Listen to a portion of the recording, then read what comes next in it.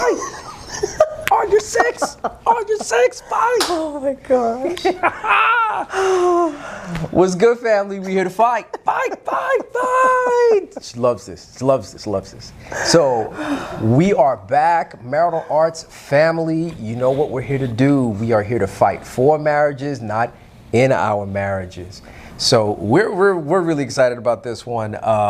We get to bust up some myths about marriage. Ooh, boy. I remember when we got married, many moons ago. And just getting to the place where getting to the event of marriage was a big deal. And it was this massive shift, and I just knew our lives were gonna change. And the world was gonna change because we had gotten married. We had been engaged for a long period of time. So this was it. We put the rings on, we kissed, they threw the rice, we had the celebration, and I was like, we've arrived. We made it. This is the finish line. Now we can sit and ride off, and the rest of our lives are just going to be this blissful marriage deal. Myth, lies, and fabrications. I realized very early on that getting married is not the end, it's the beginning. It's actually the start. And the thing about getting married is there's such a celebration of the event. It gets really easy to think that this is the end, like it's the Super Bowl, or like you've won the Super Bowl, when really you just got invited to tryouts. That's really what it is. You haven't won the Olympic gold. You've just been invited to try out to make the team.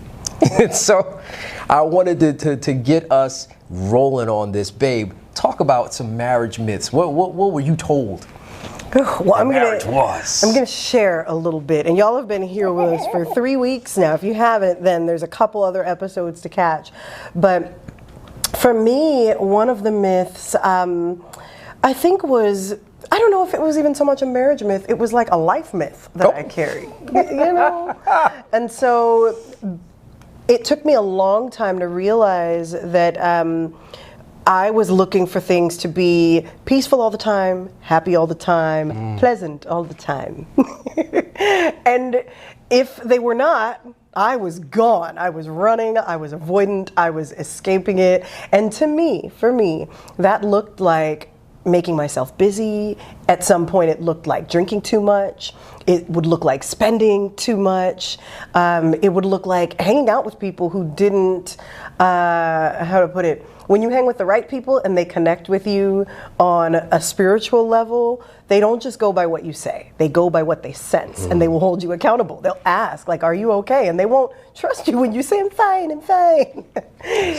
They'll say, hey, okay, because if, they'll press you. And so you have to be your full authentic self. And so that was the myth for me that got broken was, I thought everything would be pleasant and peaceful and happy all the time. And the reality is that's not your full authentic self. People have a range of emotions, feelings, experiences, and in a marriage, you get to go through all of those. And so I love that you described it as the beginning, but that's what I feel like a lot of this is new beginnings. So that, I know it was kind of reiterating what you described, but that fantasy one that's a deep one.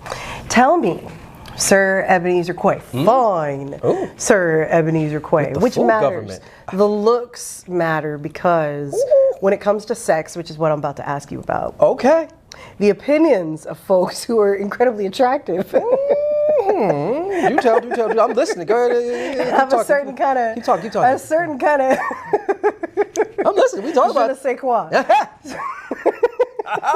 Oh, I know. I say quoi. Focus.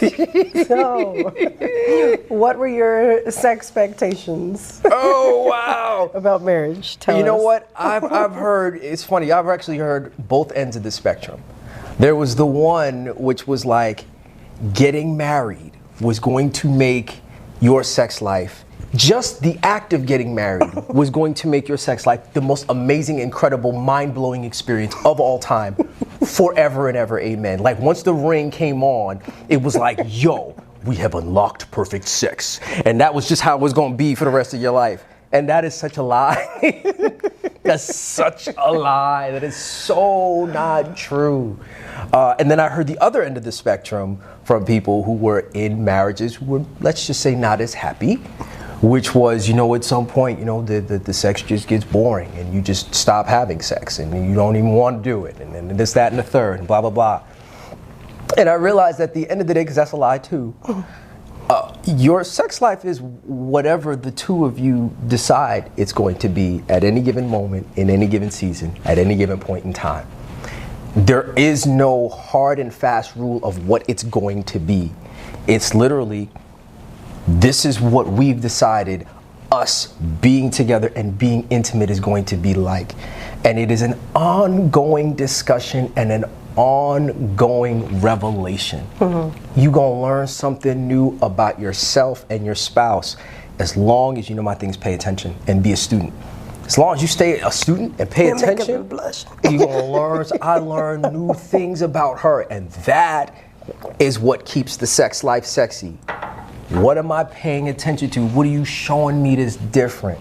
What are you telling me? And not just what she's showing me, but if I say something, does she pay attention and take that thing and use it? Yo, that is it. I remember, okay, real quick. So when we were dating, I made a comment. It was a comment. It was a past comment. I said, yo, I'm gonna marry the girl that makes me a cheesecake. What you do, babe? I made you a red velvet cheesecake, and I hate cheesecake. Right. I made you layers of white chocolate. Yes, red velvet cheesecake. Talk about it. Because I knew that you liked watching. What you doing after? What you doing after this? We pay attention. I'm back. Yo, I'm back. But that was a huge part of it. And so the myth is that it's either going to be just mind-numbingly amazing or just or mediocre, or it's just going to die out. The truth of the matter is your sex life is a reflection of your marriage. Like, this is hard talk. I'm going to say this. If my sex life is boring, y'all are boring. Fix it. I said it. I said it. I'm sorry. I said it. And it's not because the actual intimacy is boring, because there's nothing boring about intimacy, but there's a disconnect. Excuse me. Yeah. So somebody's not paying attention. Somebody doesn't want to pay attention. Someone doesn't want to receive new information. Somebody doesn't want to become a new thing. Someone doesn't want to grow anymore. Someone doesn't want to change anymore. And one of the things I love about you is you are like, I want to get better. And I'm like, I want to get better. I want us to talk. I want us to get closer. I want us to keep sharing and learning and growing. And I think that is what ultimately affects the sex life. So that was my sex expectations mind-numbing thing. Was like, you mean we have to work? And it's a work that never ends, but it's also a work that always yields benefits? Brand new. What about you? Ooh, I want to sit on that one. So the way that you described the disconnect and intimacy is such a huge thing. And so we'll move on from, sex myths, but the idea that, so this, I want to call out that the world sells us one version of sex that is about flesh and instant gratification and increasingly whatever thrilling experience. And the fact of the matter is, if any encounter, sexual, sports, anything, is focused on a thrill, by definition, the thrill will diminish. Like, you will not be able to ever out-thrill yourself. Like, that never happens. It's the law of diminishing returns. And so when you take away the idea that this is about thrilling and surprising and shocking on whatever else is going on there, and instead it's about this inside-out sex, that the souls are connecting, that your spirit, that the fullness of who you are is connecting. Like you said, that is not boring, but it is not easy. Oh. And so we have to, at some point, I think marriages are served well to get rid of the idea that you're always going to be turned on and feeling like you have put on all your makeup and shaved all of your whatever and have done all of your push-ups and are ready to do whatever to Marvin Gaye's whatever. Like, you may have just found out that you lost a loved one and y'all are comforting each other, and in sadness you connect in a really profound and meaningful way.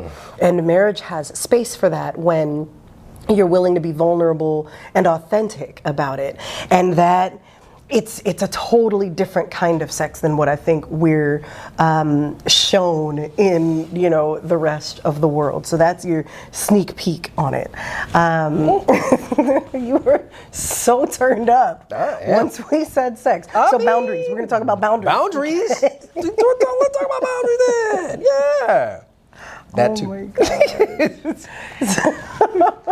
The myth that I remember was this idea that there are no boundaries, that you share everything belongs to one another, that, you know, you have to make your husband happy and your husband has to make you happy. And yeah, it was in many ways this boundary-free life. And I'm realizing that there's, as you put it, there's a difference between walls and boundaries, and there's a need for you to have your own space in the marriage also. So tell me what you said last night about walls and boundaries. Oh. It convicted me. Oh. So it'll help somebody. Okay, well, and this is something I had to realize, is that, you know, we are in a world of where we're all discovering boundaries in our emotions and in our spirit and these things, but there's a difference between like boundaries and walls.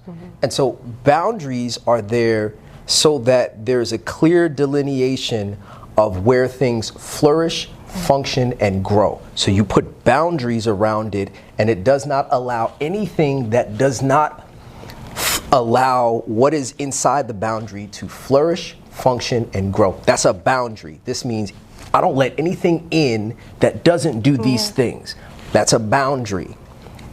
Walls are things that are put up to trap dysfunction in an area. And so people will put up walls because, you know, if we have a dysfunctional area and it's something we're sensitive about or we're not even aware of, we'll put up a wall because we want to keep our dysfunction, because we're comfortable with it. And so now it becomes, how do I break down, or what do I do when there's a wall that's trapping in a dysfunction? And so we have to be really mindful of, there's a difference between boundaries and walls, and we need boundaries, and we need to discover walls and how to bring them down. Because ultimately, whatever dysfunction I have, if I don't take care of it, is going to affect our marriage. And likewise. So we can't have walls up for those. We have to bring those walls down. I love how you put that.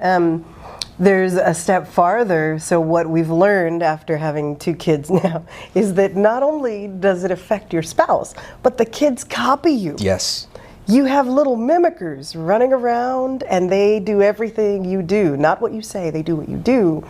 And with dysfunction, I want to encourage folks, because that word can feel like you've done something wrong. Sometimes the wall is to protect something that you've learned that is keeping you safe, that ultimately, though, is not the highest functioning, the optimal functioning version of you. And so the goal here is to choose. It's not to say, like, everything has to be off limits. It's to be able to choose, as he said, where are things flourishing and how am I making that choice, instead of, a wall that you like flee behind. That's a reaction. It's not a choice.